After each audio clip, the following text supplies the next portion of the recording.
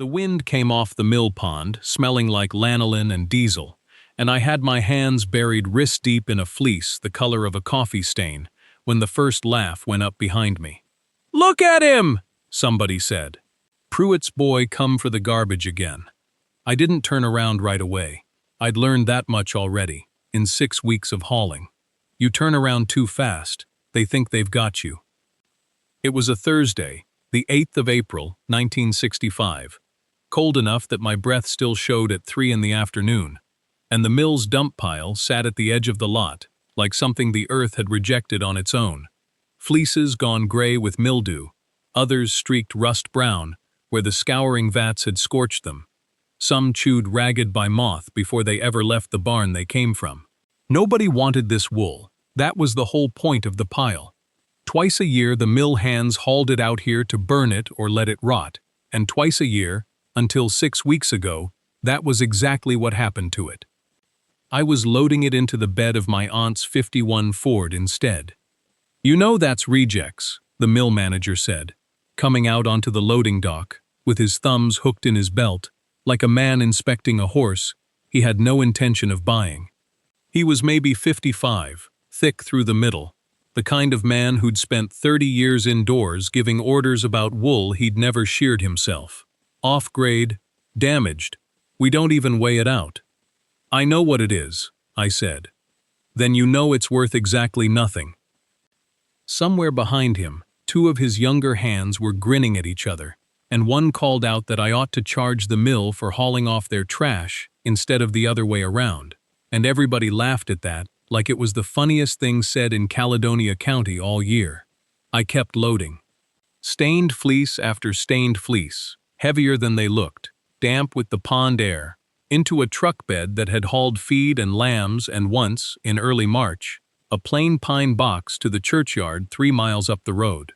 "Your aunt ran sheep 31 years, and never once took a bad fleece off this lot," the manager said. "Not cruel exactly, just certain. The way men are certain about boys." "She didn't need to," I said, and left it there, because I didn't have a better answer yet. Only a feeling, thin as it was, that a 17-year-old with 22 ewes and a debt of $1,140 hanging over his head couldn't afford to let anything go to waste that wasn't already spoken for. Not even this, not even wool that smelled like scorch and mildew and other men's contempt. I shut the tailgate. The truck sagged low on its springs. Nobody there that afternoon, not the manager, not the hands still laughing behind him, had any idea what that ruined wool was going to become, or that some of it had already become something once before, 30 years earlier, in a life I hadn't started paying attention to yet. That April afternoon, at the mill's dumping lot, didn't happen out of nowhere. It happened because of a letter that came 5 weeks earlier, on a Friday, the 5th of March, 1965, when the roads were still rutted with frozen mud, and the mailbox at the end of the lane still had a skin of ice over its little door most mornings. The envelope was heavier than it looked, cream-colored, typed, from a lawyer's office in the county seat, Whitcomb & Sons, attorneys at law, the return address said, in letters small enough that I had to hold it close to the kitchen window to read them. I remember the wood stove ticking behind me as it cooled. I remember my father's old coat still hanging on the peg by the door, because I hadn't taken to wearing my own yet, not really, not until that spring made me. The letter said I was named sole heir. It used that word. Sole. Twice, like the lawyer wanted to make sure a boy my age understood there was no one standing behind him to catch what fell. 40 acres, it said, 22 ewes, and 1 ram, current stock as counted by the executor. $1,140 owed to the co-op bank in town, for feed bought on credit through 2 hard winters, and for back taxes she'd let slide the last 2 years of her life, when her hands had gotten too stiff to card wool the way she used to, and her breath too short to walk the fence line without stopping twice. I read it standing up, then I sat down and read it again, because the first time through I hadn't taken in the part about the shed. 1 outbuilding, locked, contents unspecified. The letter said, like it was nothing, like it wasn't the same low gray building behind the barn I'd spent every visit of my boyhood being told to stay away from. Don't go poking in there. She used to say, not sharp, just final, the way she said most things. I'd stopped asking why around the time I was 10. Boys learn which doors are worth arguing about and which aren't. I sat at that kitchen table until the light went from white to gray outside the window, holding a letter that made me, at 17 years old, the owner of 31 years of somebody else's work and worry, and I did not feel like an owner. I felt like a boy who'd been handed a debt the size of a small fortune, and a flock that needed feeding, whether or not I understood the first thing about keeping them alive past May. But I drove to the bank that following Monday anyway, in her truck, wearing my father's coat, because there wasn't anybody else left to do it, and because somewhere under the fright of it, there was already, faint, stubborn, not yet a plan, the same thin feeling that would send me to the mill's dumping lot a month later. The feeling that nothing on that place, not even a locked shed nobody had opened in years, was going to stay wasted on my watch. The bank sat on the corner of Depot Street and Main, in the county seat.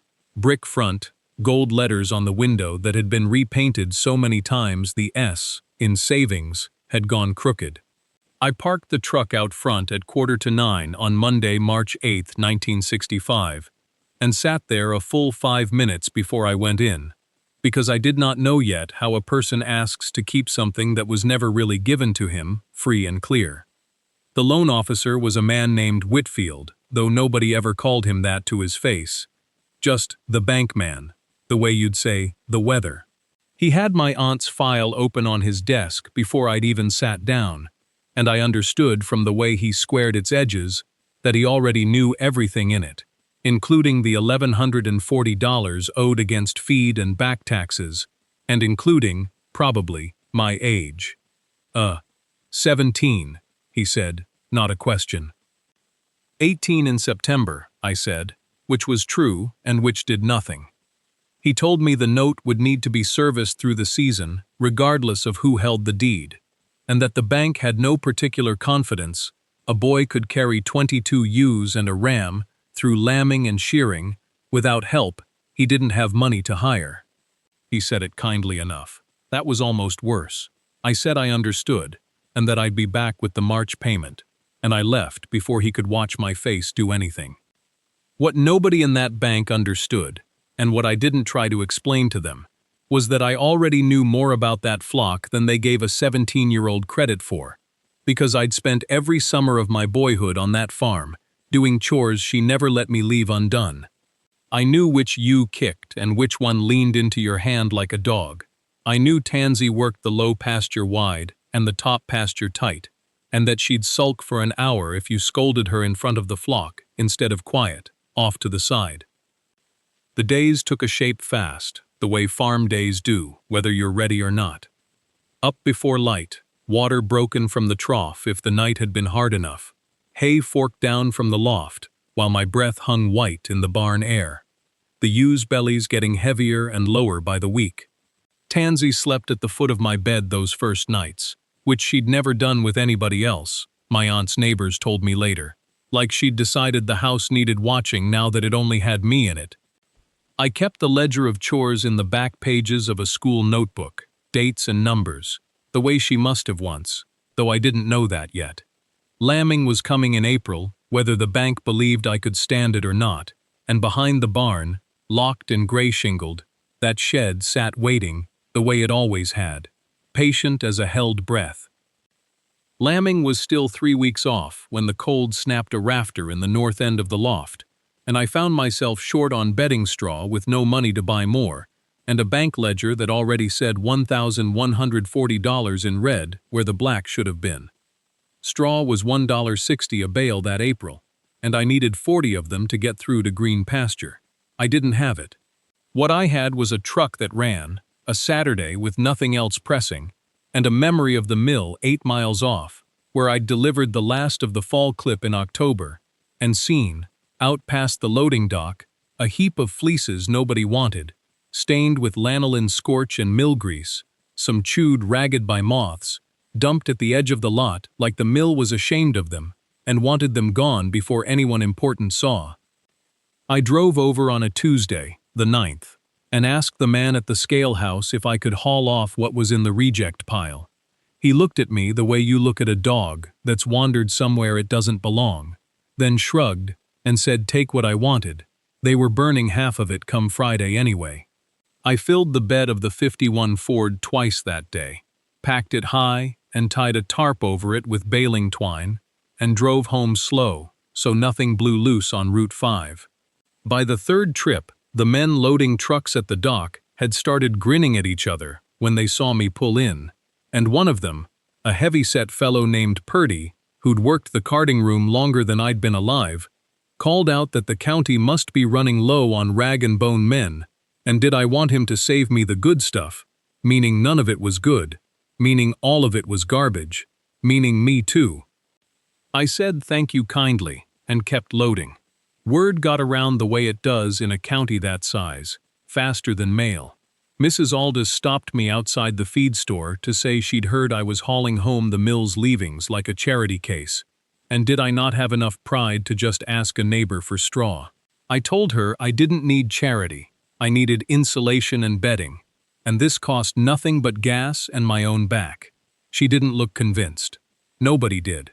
By the end of April, the hayloft had a wall of stinking, stained fleece stacked higher than my head, packed into the empty bays where hay should have been, and Tansy wouldn't go up there without sneezing twice at the door first. I told myself it didn't matter what Purdy thought, or Mrs. Aldous, or the bank. The ewes stayed warm. That was the whole of my arithmetic that spring, and it was enough to keep me hauling every week the mill let me.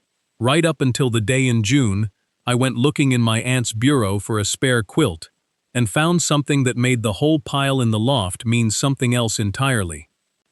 The bureau sat against the north wall of her bedroom, a heavy oak thing with a mirror gone cloudy at the edges, and I'd put off going through it for 3 months, because a dead woman's underclothes and stockings weren't a thing I felt any hurry to sort.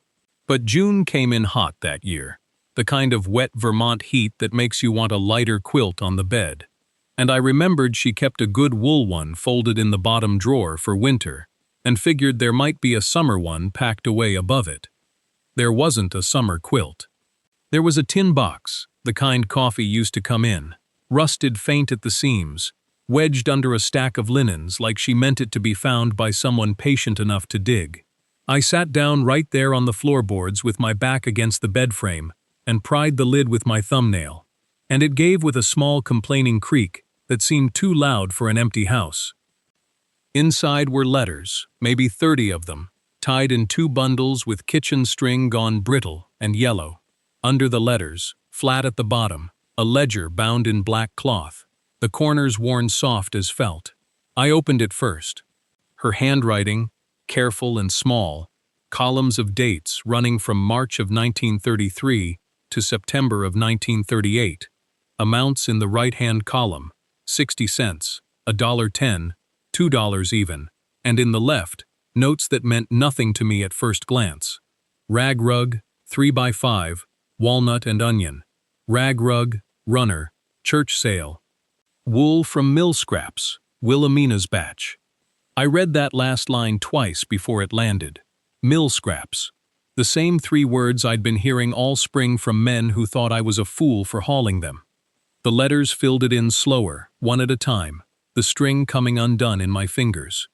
She'd written to someone, a sister-in-law it looked like, up in St. Johnsbury, about the mill dumping damaged fleece behind its scouring shed during the worst of the Depression, how she'd gone and asked for it the way you'd ask for anything free when there was nothing else, how she'd carded it rough by hand, dyed it in the kitchen with onion skins saved all winter, and walnut hulls gathered from the tree by the spring house, and woven it into rugs on a loom I had never once seen mentioned in 17 years of visiting this farm.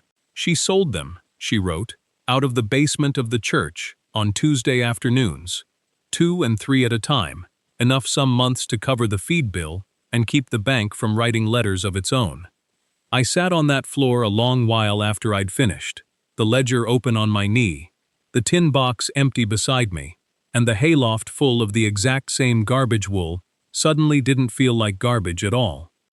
The ledger had a page near the back, dated November of 1936, where she'd written down what she called her shed inventory, a list of things so plain I'd read past it twice before it caught. 12 heddles, 1 reed, 8 harnesses, beater arm needs glue. It wasn't a grocery list. It was a loom, taken apart piece by piece and put away somewhere I'd never thought to look, because there was only one somewhere left on that farm I hadn't been let into. The shed behind the barn had a padlock older than I was. Rust worked so deep into the hasp that the first thing I did was soak it in kerosene for 2 days running, before I tried the bolt cutters my uncle kept in his truck bed. Wednesday, the 16th of June, a little past 6 in the evening, the light coming in long and yellow through the pines. I finally got the door to give. It swung out slower than a door that size should, like the hinges had forgotten what they were for. Dust doesn't settle even in a shed. It climbs. It had gotten into the corners of everything, into the folds of a canvas drop cloth, thrown over what I first took for a stack of fence rails, until I pulled the cloth back and saw the frame underneath, 4 posts and a crossbeam, higher than my head, notched and pegged the old way, no nails in it anywhere I could find. A barn frame loom, the kind you don't buy from a catalog, the kind somebody's father built for somebody's mother, a long time before either of them thought to write the year down. It had come apart in pieces, same as the ledger said, the beater arm leaning in the corner, with a crack running the length of it, harnesses tied up in bundles, with what looked like clothesline, a wooden box of shuttles, worn smooth and dark at the ends, from 30 years of hands. Beside the box, a tin cookie sheet held maybe 24 scraps of wool, matted and dyed, rust orange, a deep walnut brown, a green, so faded it was nearly gray.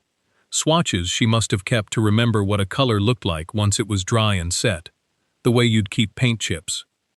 I stood there longer than I should have, given the chores waiting on the other side of the yard, running my thumb over one of the dye stains on the shuttle box. A brown ring worked into the wood grain like a fingerprint that wouldn't wash out. Tansy had followed me in and sat down in the doorway, ears up, sniffing at 40 years of dust like she expected something to still be alive in it. I didn't know how to put a loom like that back together. I didn't know the first thing about carding wool by hand or setting a dye bath in a kitchen pot. But I knew where to start asking, and for the first time since March, that felt like enough. The name I kept coming back to was one my aunt had written in the ledger margin 6 times over 5 years. Mrs. Aldous Trumbull, RFD 2, Passumpsic Road, always beside a number, a dollar figure, a rug size.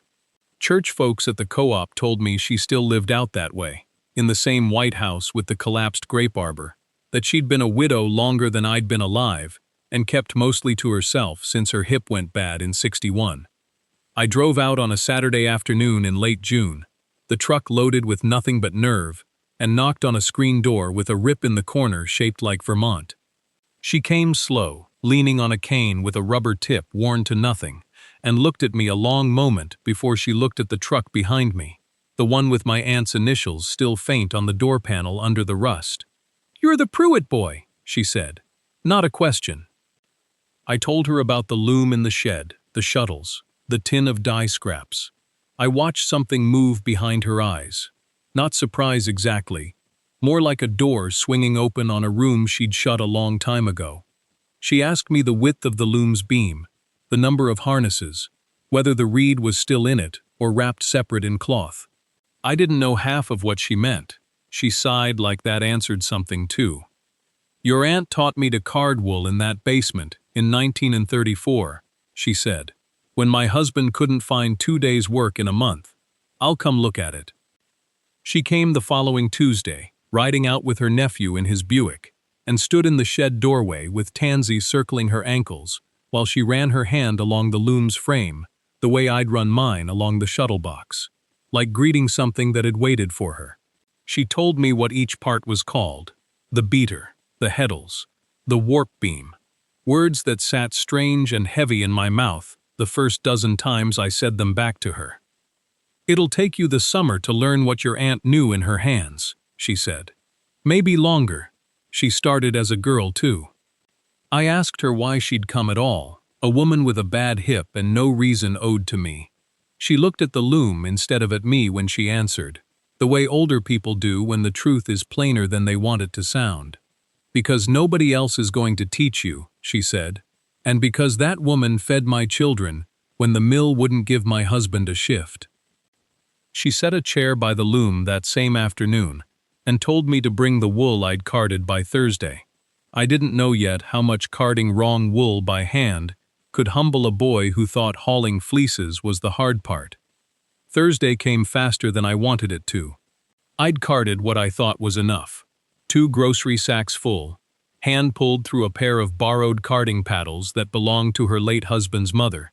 And when she looked at it, she didn't say a word, just picked up a handful and let it fall back into the sack, like sand through a sieve. "Too many knots left in it," she said. "You're carding for speed. Card for evenness." She showed me again, slower, her thumbs working the teeth of the paddle like she was reading Braille. And I understood then that I'd spent 3 months hauling wool off a dump pile without once asking myself what it actually took to make it usable. The loom took the whole month to put right. It had sat disassembled in that shed for, by my count, working backward from what she remembered, the better part of 20 years, the maple frame gone gray with dust, one leg cracked where mice had chewed through a support brace looking for warmth. I hauled the pieces out into the yard on the 9th of July, laid them on a canvas drop cloth like bones at a dig site, and started matching them to the diagram in her notebook, one joint at a time. The beater bar needed new leather on the hinge. 2 heddle bars were split and had to be replaced with ash I cut and planed myself from a fallen tree behind the sheep barn. The warp beam still turned true, which she said was a small miracle, and I believed her, because nothing else about that summer felt like one. By the 3rd week I had it standing again in the shed, squared and oiled, and it looked less like a museum piece and more like something that meant business.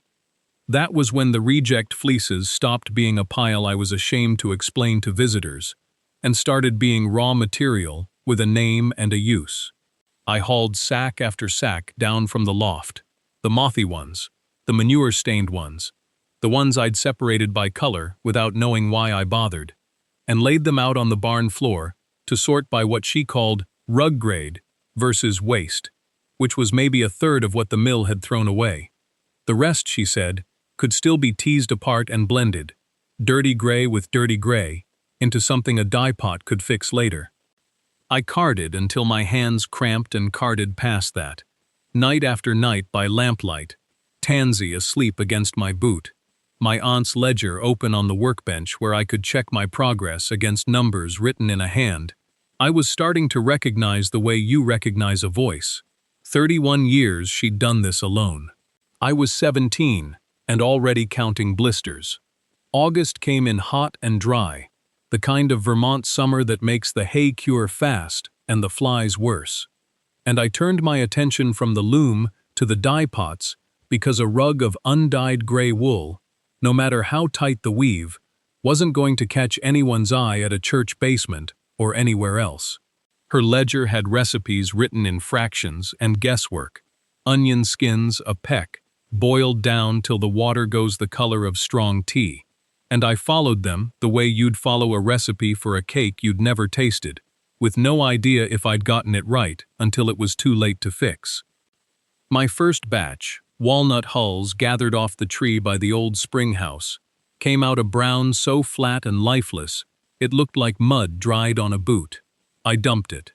The second batch, onion skins from every kitchen scrap I could beg off the neighbor women without explaining why a 17-year-old boy wanted their trash, went too far the other direction.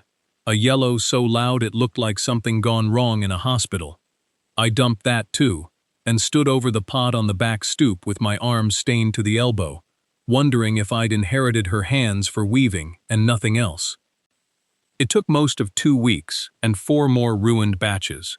One scorched black from leaving the pot too long over the fire, one so pale it barely counted as color at all, before I got a wash of soft gold that matched, close as I could tell, a scrap of rug edge I'd found pressed flat in the tin box with her letters.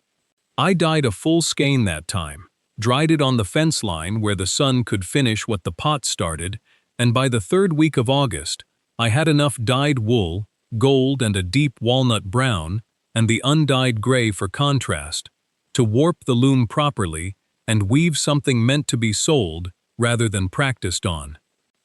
It took me 4 evenings after chores to finish it, a rug maybe 3 feet by 2, striped gold and brown across a gray field, tighter at one end than the other where my hands were still learning what hers had known without thinking. When I cut it from the loom, I sat with it across my knees a long while before I did the last thing her ledger told me to do, which was stitch a small mark into the corner, the same initial she'd used on every rug she ever sold out of that church basement 30 years before, and it looked, laid there in the lamplight, like the first thing I'd made that was worth showing to somebody besides Tansy. Winter came down hard that year, snow by Halloween and 6 below by Thanksgiving, and I wove through all of it. I strung a kerosene heater near the loom shed so the wool wouldn't freeze stiff on the needles, and I worked most nights until my hands ached in a way chores never made them ache. A different tiredness, the kind that sat in the fingers instead of the back. By January 1966, I had 11 rugs finished and stacked in the front room, each one carrying that small stitched mark in the corner, and not one of them sold, because I hadn't figured out yet where a person sold such a thing besides a church basement that didn't hold sales anymore. The banknote came due the first week of March. $1,140, the same figure it had been the spring before, because I'd only managed to scrape together interest and a little besides, feeding the flock and keeping the mortgage on the land itself from going sideways while the rug money sat as inventory instead of cash. The banker in town, not unkind exactly, just tired of the conversation, gave me until August before he'd need to talk about the note different than he had been. I said August was fine. I didn't know yet what I'd do by August. Spring lambing ate March and April the way it always did, 17 lambs out of the 22 ewes, and I sheared in May with the mill still dumping its rejects at the fence line same as ever. Only now the pile didn't feel like garbage to me. It felt like raw material waiting on hands. I dyed through June with elderberry and marigold on top of the onion skin and walnut, and by July I had 31 rugs total, some small enough for a chair seat, 2 of them big enough to cover a good stretch of floor. The old woman who'd taught me the treadle pattern came by in July and looked at the stack a long while without saying much, then told me the Lyndonville Fair took craft entries the 2nd week of August, and folks from 3 counties came through it, and if I wasn't going to sell them off my own porch, I ought to go where the people already were. I didn't argue with her. I loaded the truck the night before the fair opened. Same 1951 Ford that had hauled every ruined fleece home from the mill for a year and a half. 22 rugs stacked and roped down in the bed. 4 kept back for myself. And I drove the 11 miles into Lyndonville in the dark, with the note due in 3 weeks, and nothing left to lose by trying. The Lyndonville fairgrounds smelled like fry oil and crushed grass, and I set up my table in the crafts barn, between a woman selling maple candy and a man carving duck decoys, and for the first 2 hours, nobody looked at my rugs twice. I sat there with my hands folded like a boy at church, watching people's eyes slide right over the table, same as they'd slid over me for a year and a half.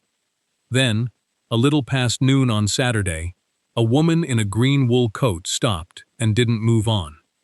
She was maybe 40, city shoes on, a leather satchel over one shoulder, and she picked up the largest rug, the gray and rust one with the herringbone weave I'd copied straight out of the ledger, and turned it over like she was reading it. "Where'd this wool come from?" she said, not unfriendly, just direct. I told her the truth.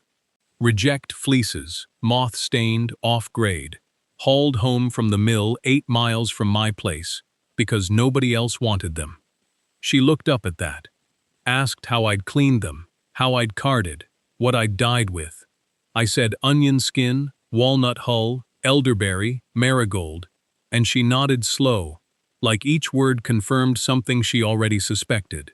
She said she bought wool goods for a craft cooperative out of Boston, that she drove all through Vermont and New Hampshire every summer looking for exactly this: homespun character, honest color, wool with some history in it, instead of that flat, mill-dyed uniformity she saw everywhere else.